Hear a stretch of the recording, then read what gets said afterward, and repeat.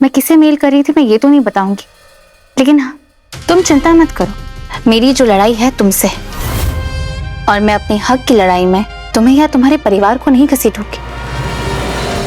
Mummy पागल, तोते की तरह सब वक्त देते हैं, इसे देखो चुपचाप खड़ी है। कुछ कहा तुमने? वैसे मेरी फिक्र करने के लिए थैंक यू, लेकिन हाँ, मुझे तुम्हारे पैसे से कुछ नहीं चाहिए। छोटी बहुरिया, ओ छोटी बहुरिया,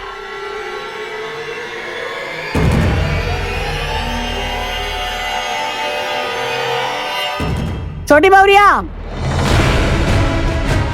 क्या हुआ अम्मा? और ये सब क्या है? पूछो इससे।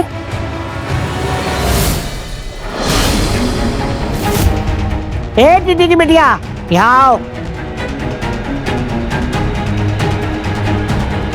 गुरु, तुम्हें बुलाया हमने?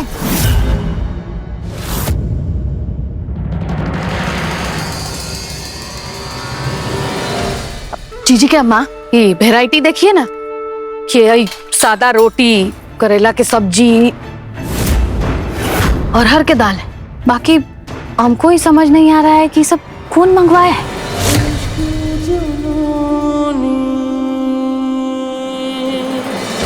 मंगवाया चाहे जिसने भी हो, हमें पूरा यकीन है ये तुम्हारे लिए आया है ना? क्यों?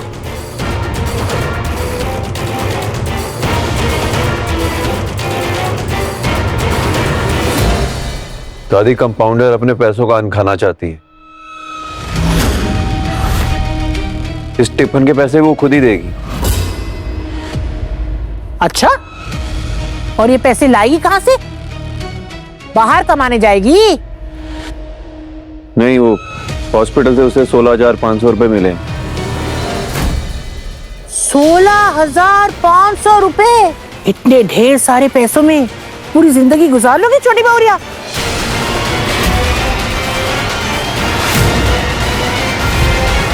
ये हमारा अपमान है कुसुम जी। घर की बहुरिया बाहर से खाना मंगवाए, अरे शहर भर में हमारी खिल्ली नहीं उड़ेगी। 10 सवाल खड़े होंगे। हमने कहा था आपसे कि बहुरिया आपकी जिम्मेदारी है, तो फिर चूक कैसे हो गई?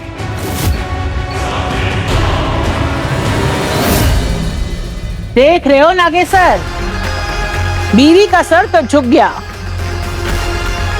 लेकिन बहू की नाक तो ऊंची की ऊंची है।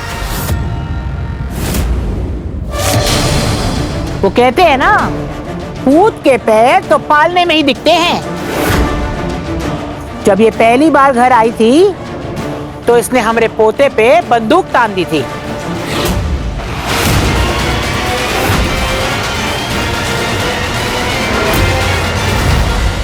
और फिर वसूली के पैसे टुकराए। अरे और तो और, इसने तो निछावर के पैसे भी खैरात में बांट दिए। सिकंदर भैया, जी भाभी। ये लीजिए, इन पैसों से गरीबों को खाना खिला दीजिए। ओ जीजी के अम्मा, अब याद आया, उस दिन गुरु बाबू वैसे वो पिज्जा, बर्गर, वो सब जो लेकर आए थे, इसी के लिए लेकर आए थे। मतलब गुरु को भी बहू का ये जिद मंजूर है? हम कौन होते हैं मंजूरी देने वाले मामा? इसने इच्छा जाहिर की, हमने पूरी कर दी बस।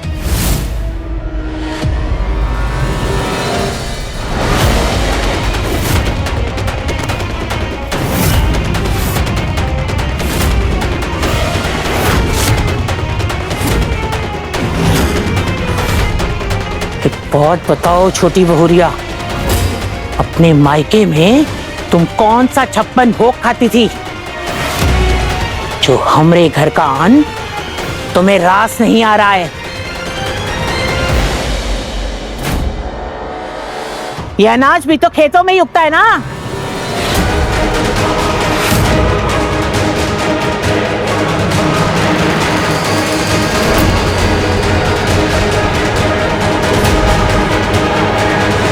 सींचा भी तो गरीबों के खून से ही जाता है ना।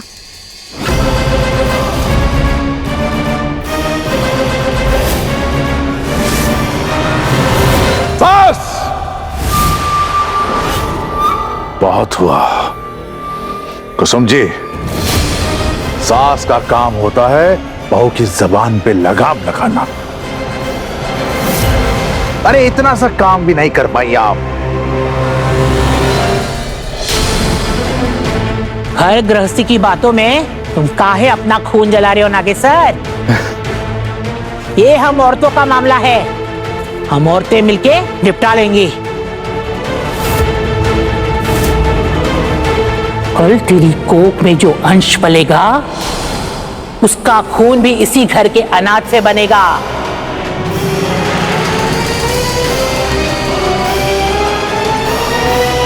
उसे तुम कैसे ठुकराओगी बहुरिया?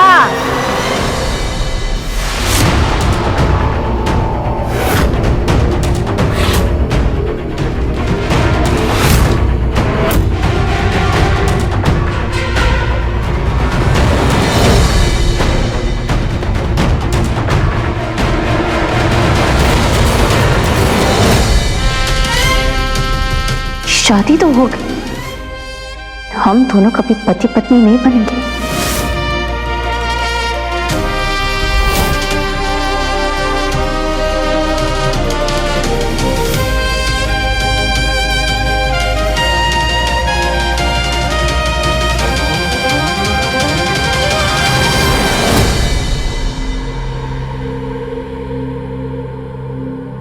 छोटी बहुरिया की नाक तो बहुत ऊंची है, इसे नीचे करनी पड़ेगी।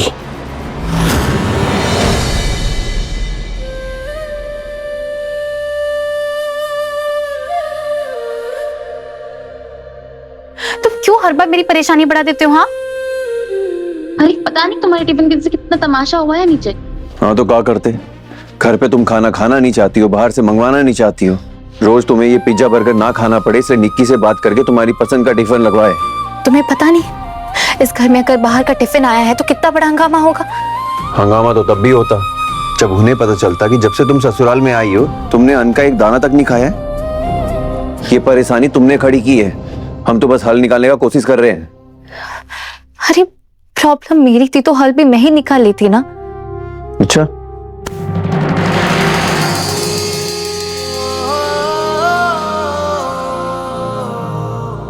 कैसे निकालती?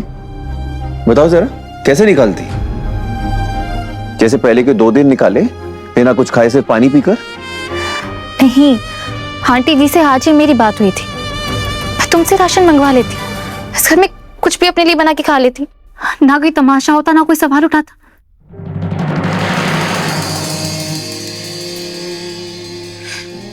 तो हम नहीं जानते थे, हमें जो ठीक लगा, जो समझ में आया, हमने वो किया। गलत किया तुमने। आज तुम्हारी वजह से, मेरी वजह से अंकल ने आंटी को इस प्रॉब्लम का जिम्मेदार ठहराया। और क्या घर की हर प्रॉब्लम के लिए आंटी जी को क्यों ही दोषी माना जाता है? तुम्हें दिखाई नहीं देता क्या?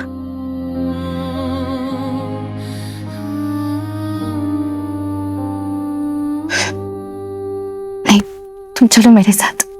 अपने किए का दोष आंटी जी पर नहीं लगने दूंगी। दोष तो 16 आने तुम्हारा ही है। सब कुछ जानते हुए भी तुमने छोटी बहुरिया को उसकी मनमानी करने दी। और क्या करते अम्मा जी, जबरदस्ती उसके मुंह में अनाज तो नहीं ठूस सकते थे ना। पर हाँ, अब से बाहर से टिफिन नहीं आएगा। रूहानी अपने लिए अलग से कुछ बना लिया करेगी। अच्छा, मगर अनाज नहीं खाएगी इस घर का, क्यों? तो फिर अनाज ही क्यों? आज से उसका आग, पानी और रसोई घर सब कुछ बंद कर देते हैं।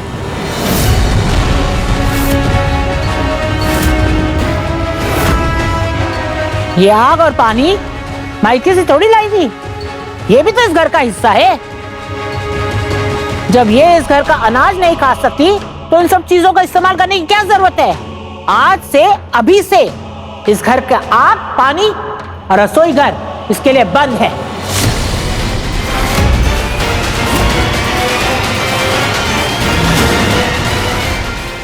हम भी तो देखे छोटी बहुरिया, ऐसे भूखे पेट कितने दिन जिंदा रहेगी अपने इस गुरूर के साथ।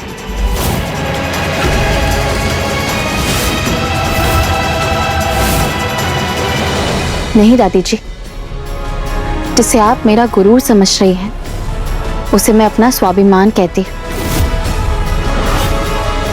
और स्वाभिमान के साथ जीना तो सबका हक है ना। मैं तो बस दादी, इसकी इतनी छोटी सी इच्छा पूरी करने में काहे अर्ज है? इसके लिए आप उसको इतनी बड़ी सजा देंगी?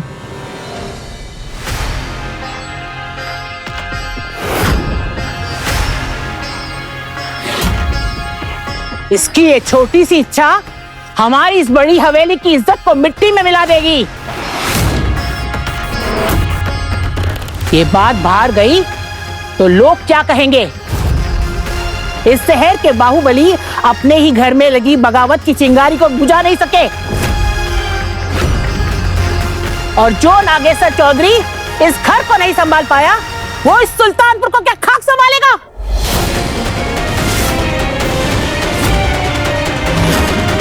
जसलीन बहुरिया, एक गिलास पानी और माचिस की डिबिया लेकर आओ।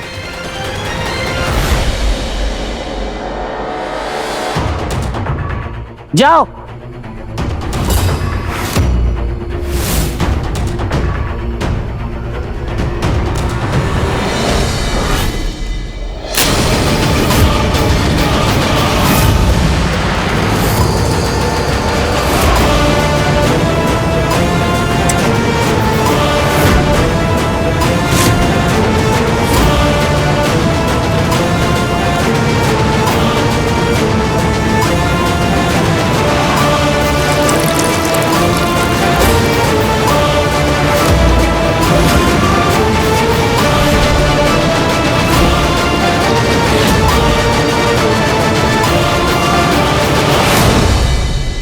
बहुत जिद्दी हो ना तुम, अपने फैसलों से पीछे नहीं हटती ना, तो हमारा भी ये फैसला अड़िग है।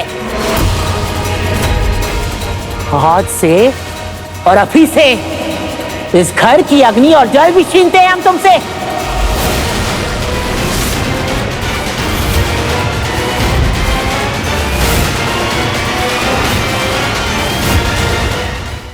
दादी, अग्नि और जल तो प्रकृति की देन है ना, तो इस पे किसी का अधिकार कैसे हो सकता है? हाँ दादी, आप ही तो कहती थी ना, आग और पानी 5 तत्व का हिस्सा है, सबके लिए बराबर।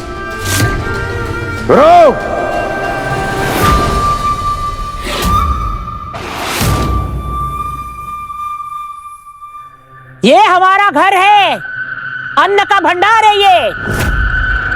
यहाँ घी और मेवा पानी की तरह बहता है। अनगिनत नौकर चाकर है यहाँ। तेरी बहुरिया अगर चाहती ना, तो रोज 56 भोग बनाकर खुद भी खाती और हमें भी खिलाती, राज करती राज। मगर नहीं, इन्हें तो बगावत करनी है। अब जिद पर आ ही गई हो, तो जिद निभाकर भी दिखाओ।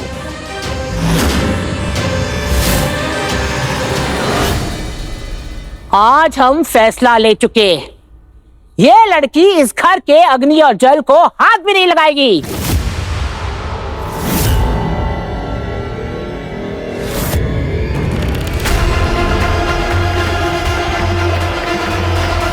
सुन लिया तुमने छोटे चौधरी, ये हम घर की औरतों का मामला है।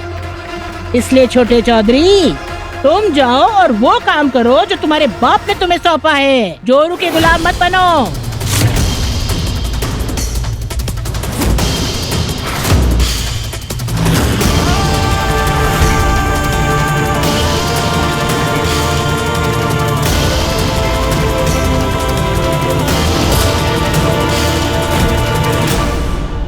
समझे? अम्मा के फैसले का अपमान नहीं होना चाहिए, समझ गए आप? बंटे, चलो।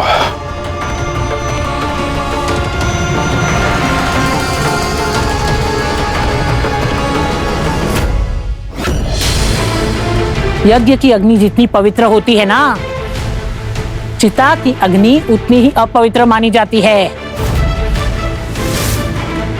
अगर हमारे घर का अनाज किसी के खून से सींची हुई जमीन पर पैदा हुआ है, तो हमारे घर का चूल्हा भी किसी की चिता को जलाकर जलता है।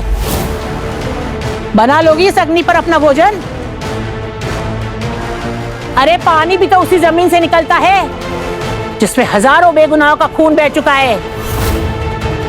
पी लोगी हमारे घर का जल?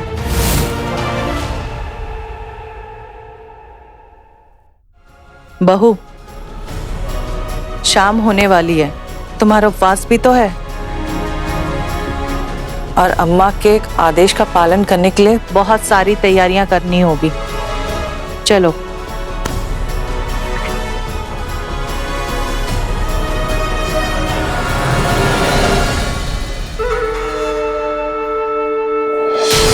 अपना साथ मांग का कसम कर रहे हैं, हम एक साथ इतना डरामा नहीं देखे हैं। जब से टीटी की बेटी घर में आई है ना, रोज दिन दिवाली है और लगे धमाका हो रहा है पूरा घर में।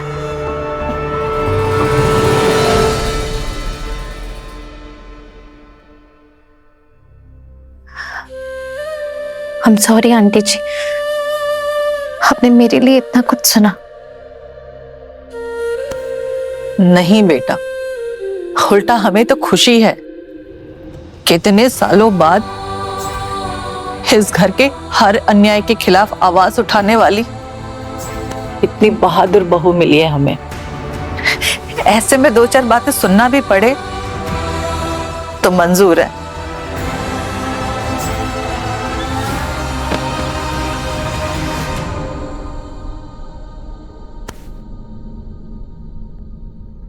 बहू, ये हवेली का पीछे का आंगन है, यहाँ पे घर वाले कम ही आते हैं। कविता। जी बड़ी चौधराई। आज से तुम्हारी ड्यूटी छोटी बहुरिया के साथ है, इसके हर काम में मदद करना, ठीक है? पर आंटी दादी जी, तुम्हारे लिए इस घर का पानी और अग्नि वर्जित है, किसी से मदद लेना नहीं। इतना तो करने दो बेटा। थैंक यू आंटी जी।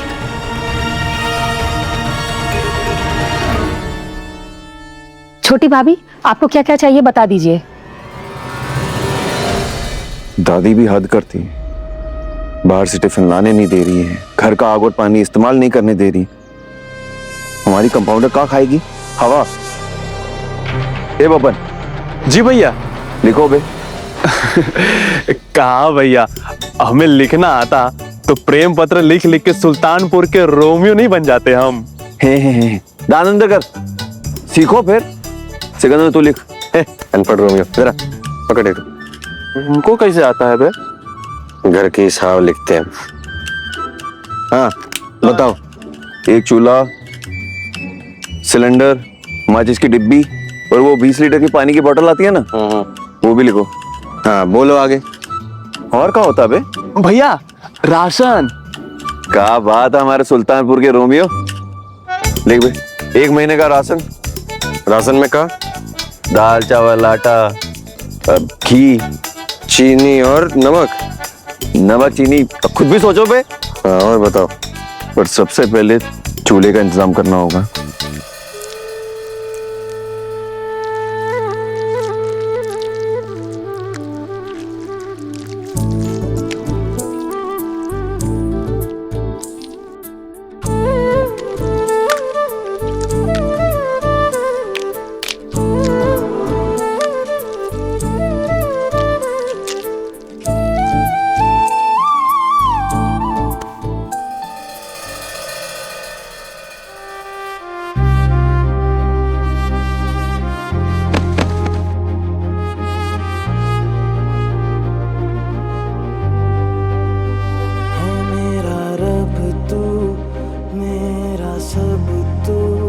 तुझको पुकारूं मैं हर दफा, मन्नत का धागा तू में ज्यादा तू होना है तुझ पे ही फना है ये रूहानी दिल की कहानी इश्क जुनूनी इश्क जुनूनी इश्क जुनूनी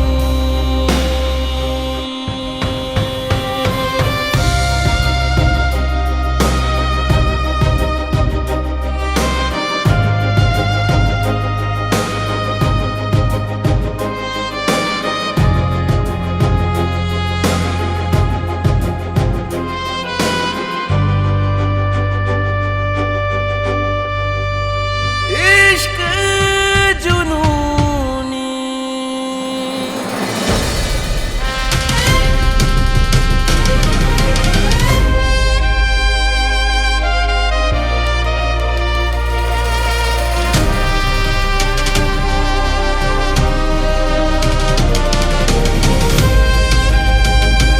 हम तुम्हारे लिए गैस का चूल्हा मंगवाए हैं। ये देखो लिस्ट, पढ़ना जानती हो ना? इतनी लंबी चौड़ी जो ये लिस्ट बनाई है ना, इससे मेरे सारे पैसे खत्म हो जाएंगे, फिर मैं आगे क्या करूंगी?